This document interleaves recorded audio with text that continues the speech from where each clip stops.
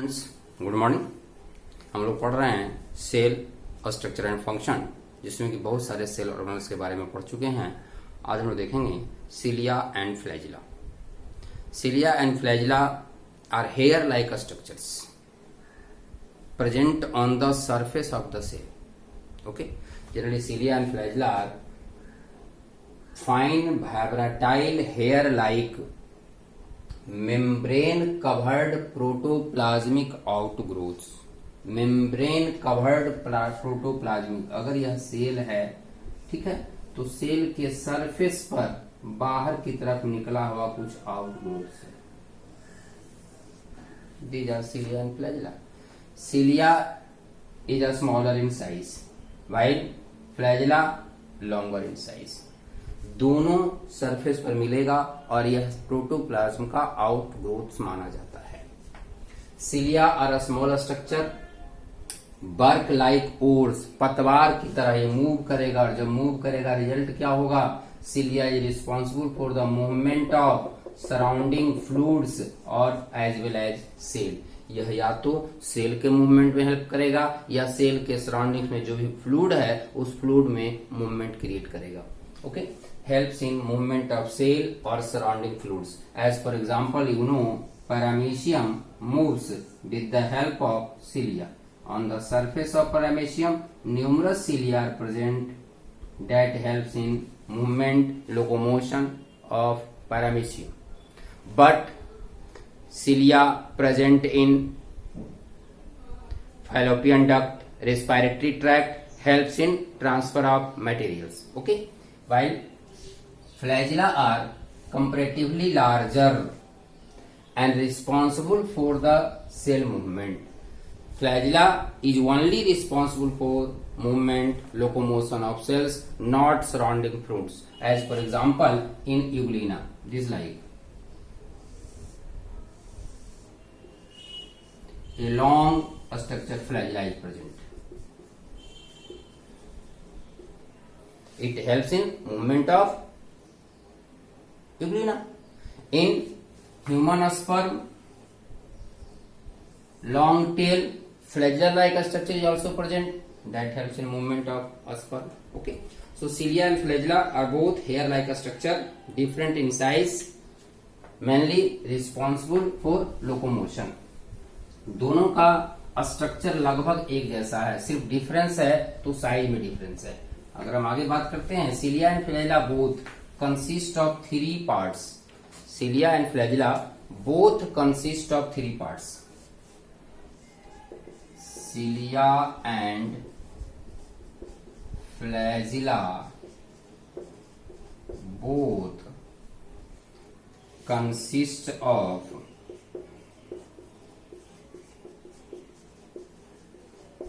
three parts.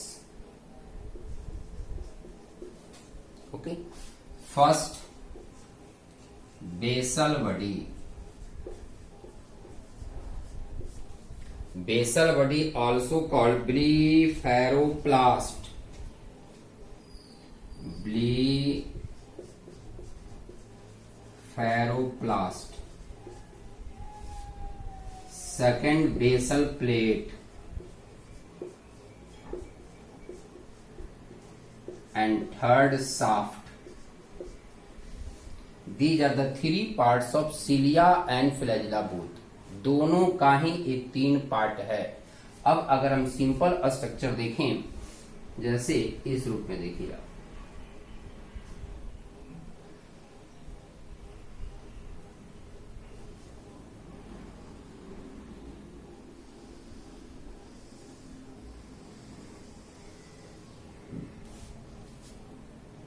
यहां है plasma membrane. Plasma membrane का पोजीशन ये है। This is basal plate. Basal plate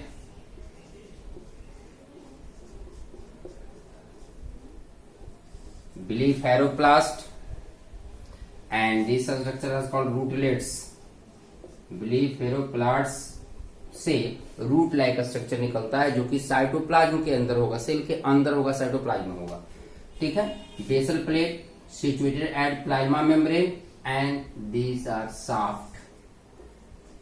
shaft present outside the cell, cell के बाहर का स्ट्रक्चर। तो इतना स्ट्रक्चर सेल के अंदर होगा, ये प्लाज्मा मेम्ब्रेन पर होगा, ये साइटोप्लाज्मा होगा, ये सेल के बाहर स्ट्रक्चर होगा। Shaft also consist of two parts.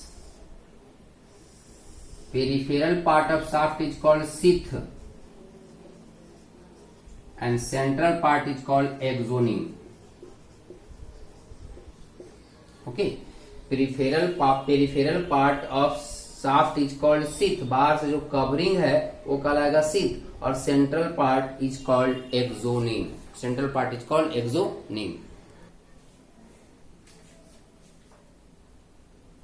In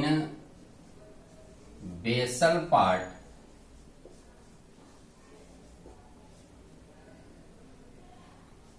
triplet microtubule are present.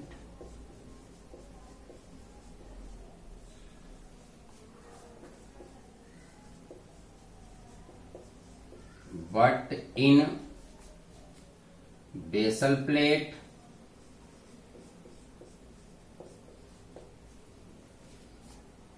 and shaft, doublet microtubule present.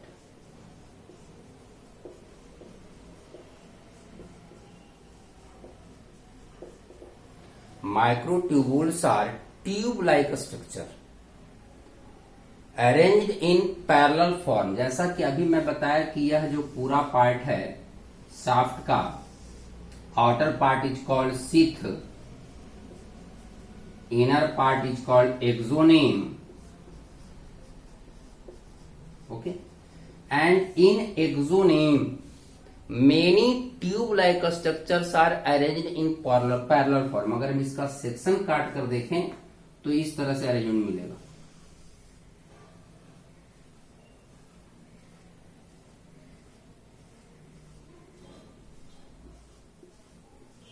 This like, ठीक है, and these are microtubule in shaft and in basal plate, doublet paired microtubules are present. But in case of basal body, triplet, तीन का group होगा तो उसका नाम दे देंगे triplet. तो देखिए बेसल पार्ट में ट्रिपलेट माइक्रोट्यूबुल होगा, शाफ्ट और बेसल प्लेट में डबलेट माइक्रोट्यूबुल होगा। Okay, now see the detail structure of cilia and flagella और electron microscopic structure of cilia और फ्लैजिला। अगर हम उसको सेक्शन काट कर देखें तो हमें कैसा दिखेगा, डिटेल्स में देखते हैं। Electron microscopic structure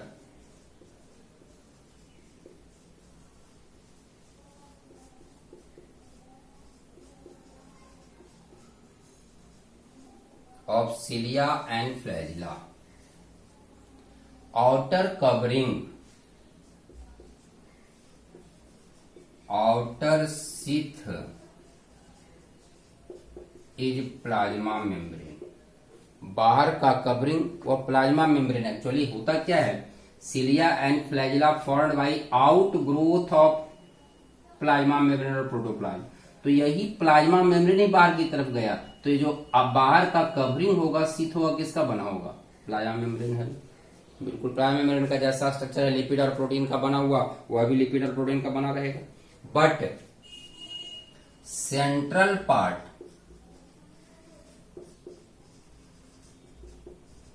is called axoneme. Okay, इसके अंदर का जो पार्ट होगा सेंटर में, that is called axoneme and axoneme consist of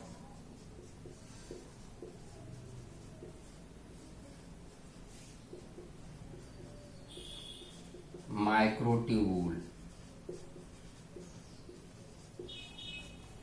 arranged in parallel form, in which some microtubules are arranged in peripheral part। जैसा कि अभी बताया कि अगर हम सेक्शन काट कर देखें तो कुछ माइक्रोट्यूबुल पेरिफेरल पार्ट से मिलेगा। Okay, some microtubules are present in peripheral parts and some in central part. Microtubules present in some peripheral part and some are in central part. Okay, microtubule, peripheral part, and microtubule arranged in peripheral part and central part. The microtubule of peripheral part is doublet in case of shaft and in case of brittle body triplet. Okay, तो हम लोग generally shaft की बात कर रहे हैं. The microtubule of peripheral microtubule is doublet while central microtubule is singlet. Peripheral microtubule are doublet and central is singlet. Centre में single होगा and 9 are in peripheral part, 2 are in center. 2 are central, 9 are peripheral. चलिए इतना सही काम चल जाए. यानी peripheral part में 9 होगा डबलेट के कंडीशन में और सेंटर में 2 होगा. So this type of arrangement of microtubule is called 9+2 arrangement. This type of arrangement of microtubule is called 9+2 arrangement. It means 9 in peripheral parts, 2 in central parts. All peripheral microtubules are doublet and central microtubules are singlet. Okay. Now see the structure. Now see the structure of cilia and flagella. Generally, these two are central microfilament, commonly called C1, C2. Central microfilament first and central microfilament second. C1, C2. Okay. Both are interconnected by central bridge.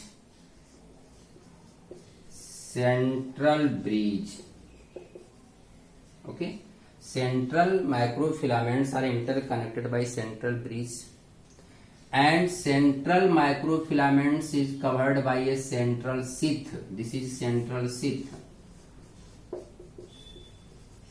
Central sheath on which knob like structure heads are present.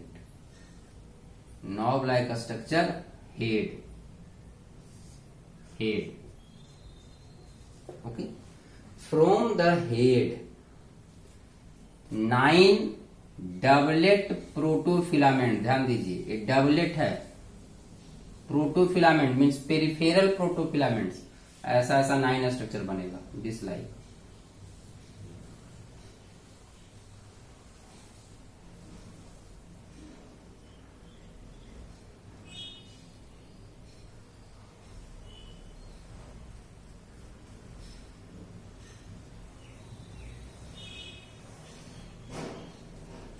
1, 2, 3, 4, 5, 6, 7, 8, 9. 9 peripheral microtubules. It consists of 2. अब देखिए यहां अगर हम बात करें from A, this is, हम इस तरह से देखें structure. A microfilament, B microfilament. A is narrower than the B. A protofilament microfilament is narrower than the B. Okay, and from A, 2 arms are developed. One is called outer arm, other is called inner arm. Inner, outer, inner, outer. inner outer this like उल्टा बन गया यहां से।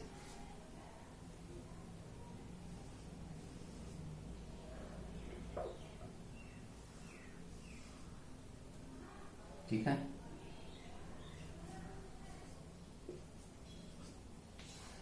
अब देखिए outer arm is also outer arm of a tubule is connected with b tubule। यहां से connect होगा, इसको इस रूप में देखें, दूसरे कलर से दिखाता हूं मैं।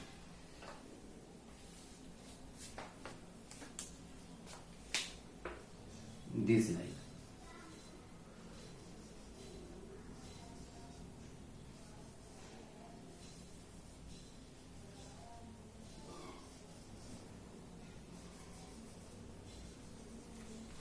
and this is called BA linker, BA linker that connects A to B। Okay, next, and A microfilament is attached with head by radial spoke।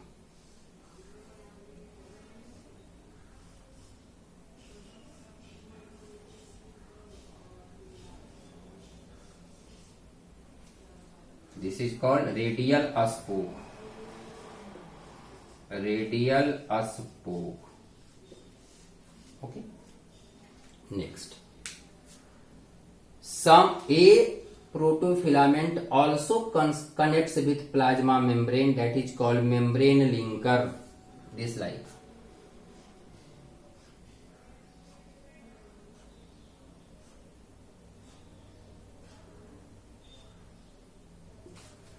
This is called membrane linker।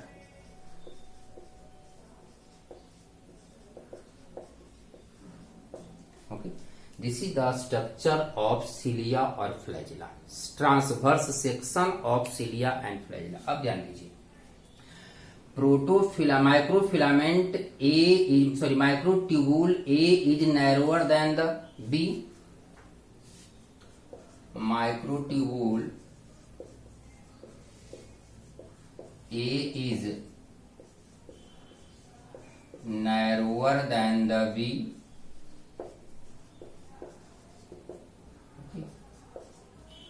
A consists of 13 protofilament। A consists of 13 protofilament while B consists of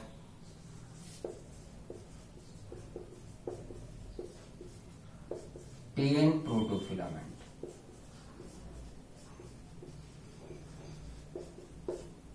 यानी एक tubule के अंदर भी बहुत सारे structure है जिसका number मैं बताया 13 और 10। Okay, now see the structure this like, suppose that A 1 2 3 4 5 6 7 8 9 10 11 12 13 protofilaments are present in microtubule A, and in B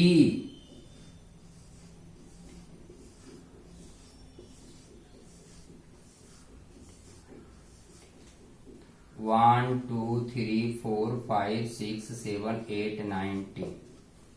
ठीक है, A consists of 13 protofilament, B consists of 10 protofilament, and यहां से अटैच होगा आर्म्स। आर्म्स कहां से निकला है? Protofilament A से, प्रोटोट्यूबुल माइक्रोट्यूबुल A से। ठीक है ना। अब देखिए, these arm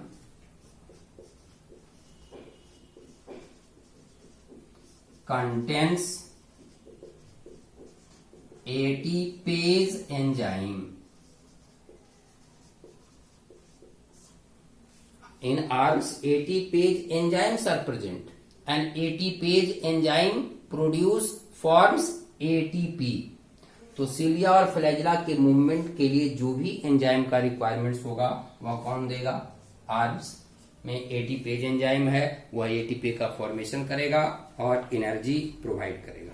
okay, next, generally central microfilament, इसका तो मैंने बता दिया कि ये बना हुआ है 13 का, बी बना हुआ है 10 का।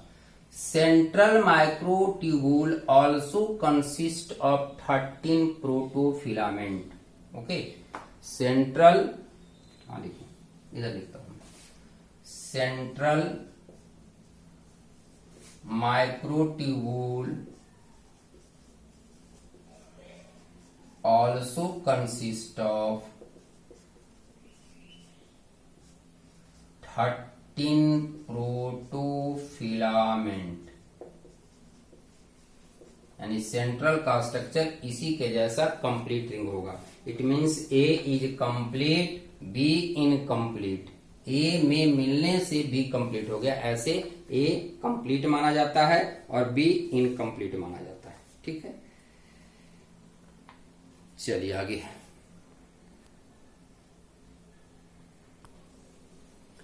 नाउ सी, यहां जो हमने बात किया arms of tubule A, arms of tubule A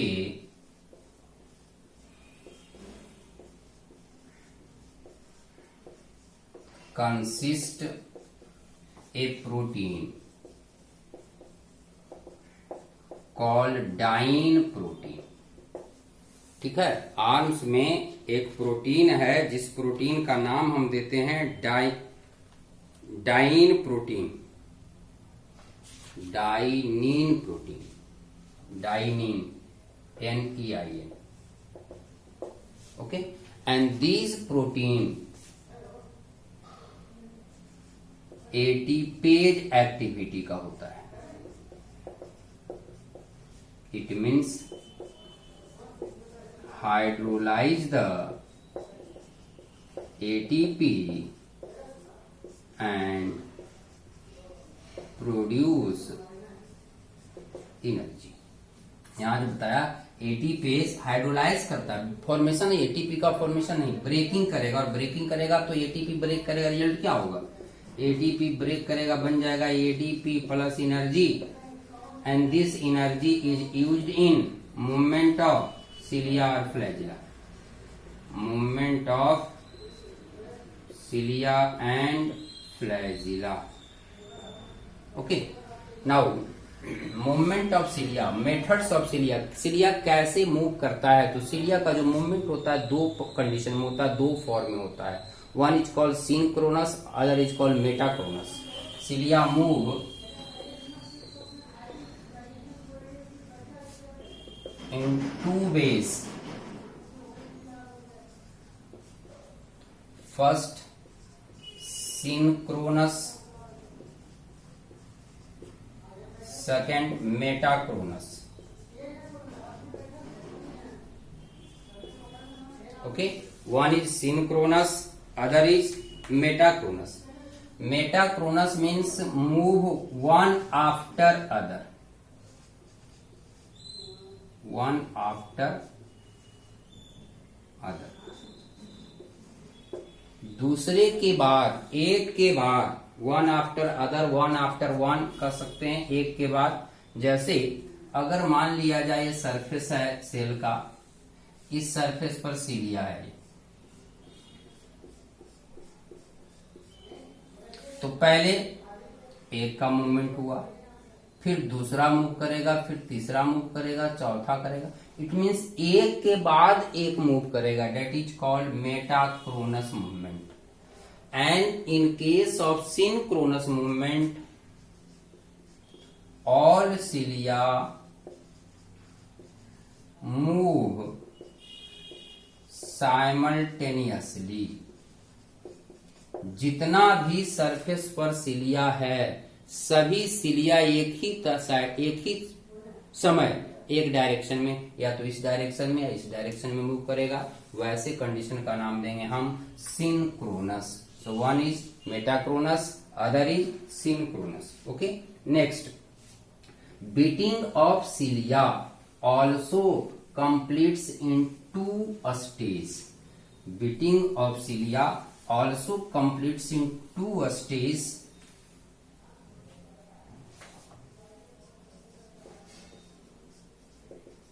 Beating of cilia completes in two stages. First, a stroke phase. Second, recovery phase. One, a stroke phase. Second, recovery phase. A stroke phase in the form of a straight line. Recovery form in curved form. ठीक है, जैसे देखें, मान लिया जाए किसी cell के surface पर सिलिया है, दीज आर सिलिया, ऐसे भी क्या है, सिलिया है. ठीक है, पहले इसमें आता है स्ट्रोक फेज की बात करेंगे. क्या होगा, ध्यान दीजिए, अगर ये सिलिया है तो इस तरह से मूवमेंट होगा.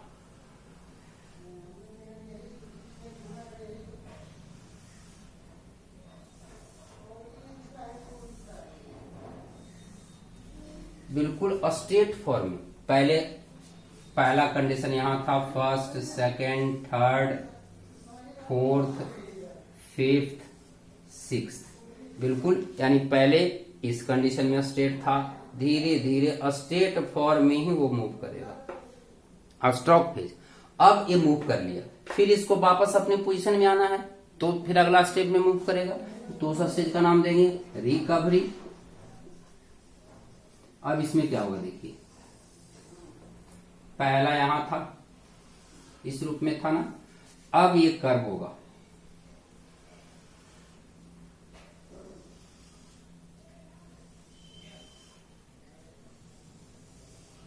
यानी इधर से चले हम 6 की बात यहां किया था, तो मान लो 6 ये है, तो 7, 8, 9, 10. आगे जब स्ट्रोक करेगा तो स्ट्रेट वे में गया, लेकिन जब मूव करना होगा तो कर्व होकर के धीरे धीरे बैक होगा, कर्व फॉर्म में बैक होगा. This is called recovery phase. Okay, so these are the movement methods of movement of cilia flagella. का मूवमेंट यही होगा, और सिलिया फ्लैजिला का मेन फंक्शन क्या है, movement of cells, helps in movement of cells और surrounding fluids. Okay, next topic in next video.